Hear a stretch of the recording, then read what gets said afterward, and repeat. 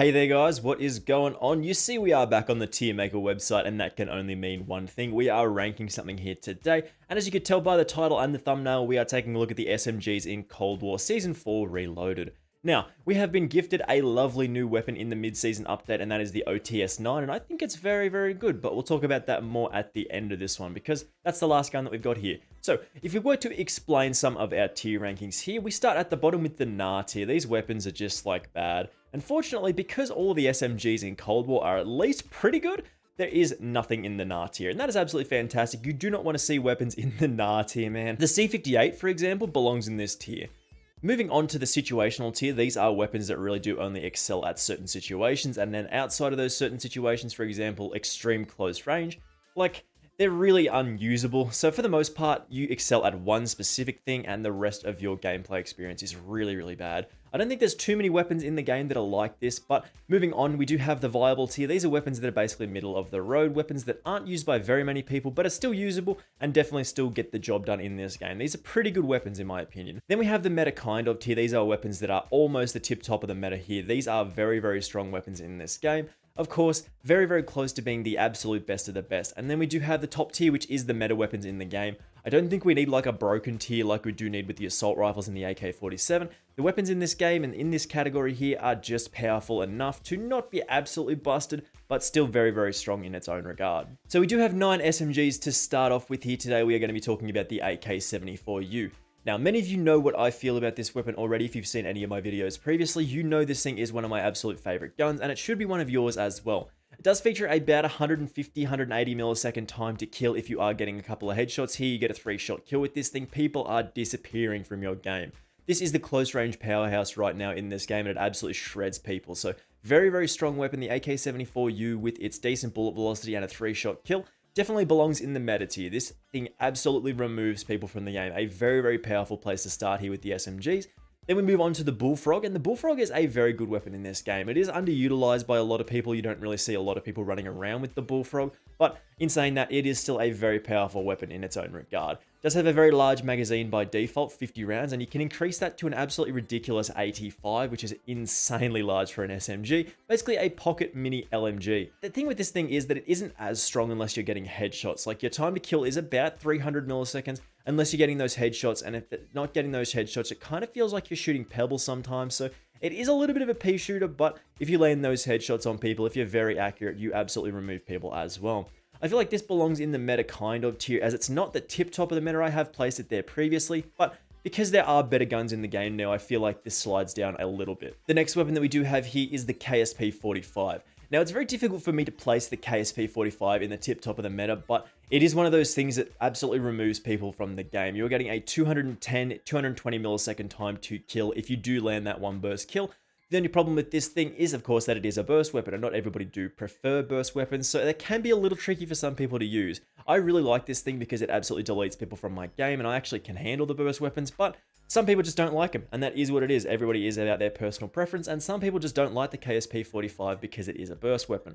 I, however, really do like it, but I can't really put it at the tip top of the meta, mostly because not everybody can use this thing, not everybody can slap a class setup together with this and absolutely shred people because burst weapon. So I feel like putting this in the meta kind of tier is an appropriate place for it. It's almost there. Like, I would probably classify it as a meta weapon, as this is one of my favorite SMGs, but because not everybody is a fan of this weapon, not everybody can use the burst style, we can put it in the meta kind of tier and be pretty happy with it. The next weapon that we do have here is the LC-10. Now, this is, as you probably know, one of my favorite SMGs in the game. There's not really much else to say that hasn't already been said. This thing doesn't have much recoil. It has good damage range yet to about 19 meters or so. The time to kill is about 300 milliseconds. You throw some headshots into the mix and it does get a little faster, and it can compete at those medium to longer distances with assault rifles, which is absolutely ridiculous here. A 300 millisecond time to kill is for the most part like basically the benchmark for decent weapons in this game, and the LC-10 does fall under that category. And as I said, can compete with assault rifles and other weapons like that if you are in the right ranges. So the LC-10, in my opinion, I know some of you are going to disagree with this, but the LC-10 absolutely slaps. I love this thing so much.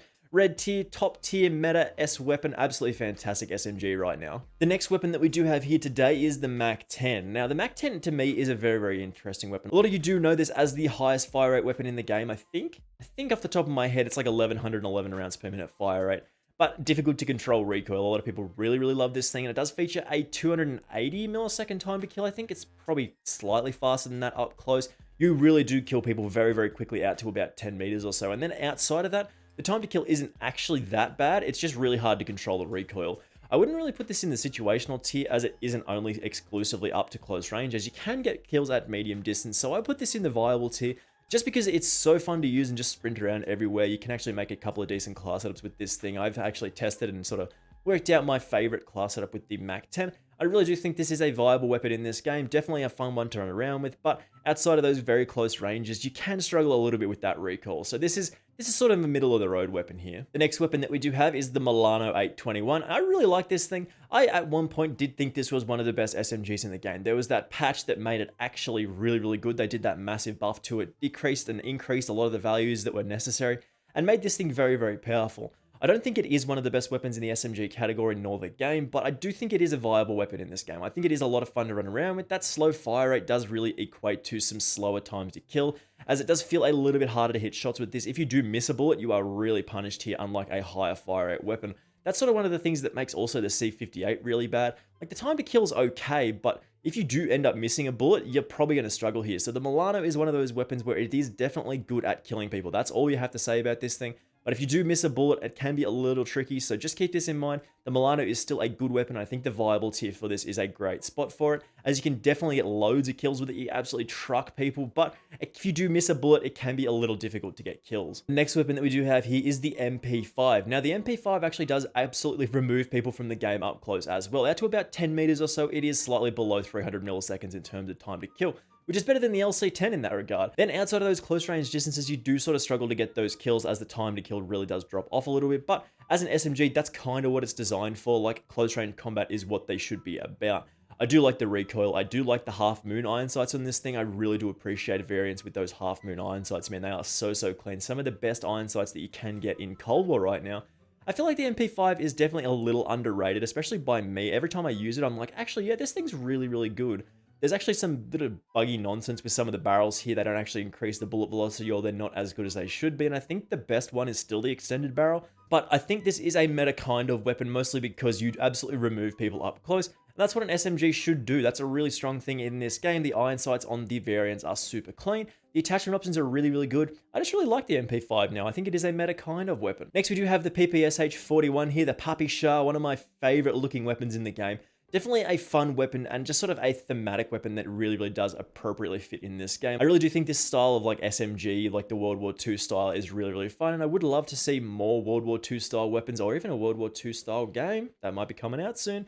But yeah, the PPsh really does get it going for me. I do like the fast time to kill. The class setup that you can get with this thing is pretty easy to use. The recoils is a little iffy depending on what you go with, but I feel like you can definitely get the job done, and this thing is actually pretty good. I wouldn't say it's one of the best weapons in the game in sort of meta kind of category. I feel like a viable tier is a decent option for this, as again, you get a relatively fast time to kill. I think it's slightly less than 300 milliseconds if the right attachments, and then outside of those close ranges, about 10-15 meters or so, you can struggle to get those kills. So again, viable tier for this thing, absolutely fantastic spot for it. Now, the last weapon is the newest one that we do have here. This is the OTS9, the Otis 9.